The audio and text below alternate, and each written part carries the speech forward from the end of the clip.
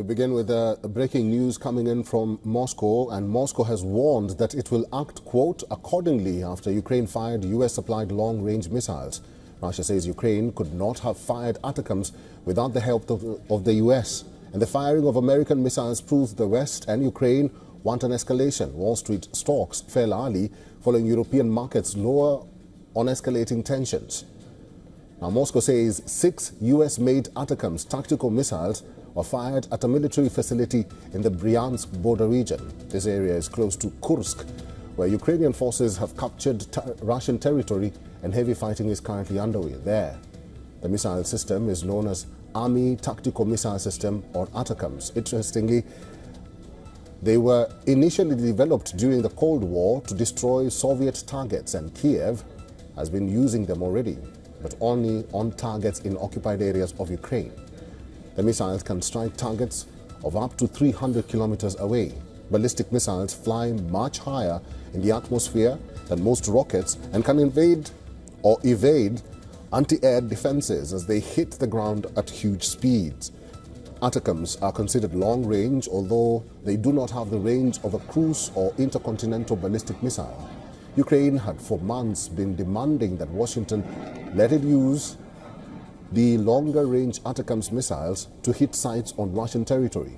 Yesterday, the Biden administration gave the green light.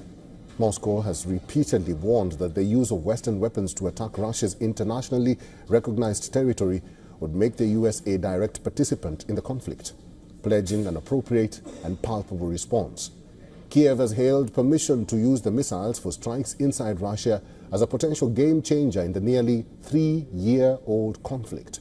Ukrainian President Volodymyr Zelensky says that 2025 will be decisive in determining who wins the war in an address to Parliament on the 1,000th day of the Russian invasion.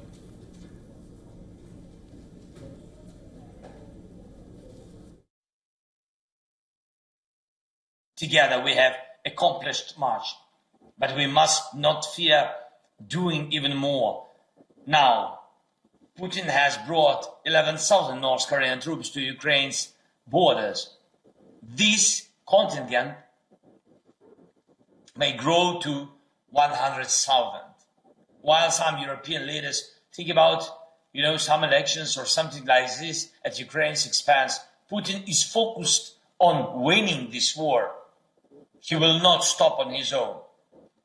The more time he has, the worse the conditions become. Moscow has significantly ramped up aerial attacks on Ukrainian cities ahead of winter and received more than 10,000 combat troops from North Korea to put into battle.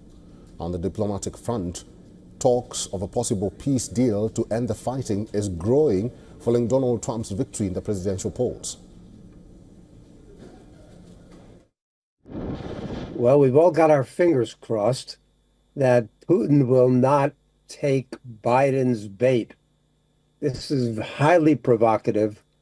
Putin has indicated very clearly this is a red line that the West should not cross, but clearly the United States has already crossed it. As you've mentioned, Putin just signed Russia's new nuclear use doctrine, and it says that any non-nuclear power attacking Russia with the aid of a nuclear power, both will be considered part of that attack, and both are legitimate targets for Russian retaliation. The European Union's top diplomat Josep Borrell has warned that the bloc's future hinges on the outcome of Russia's war in Ukraine.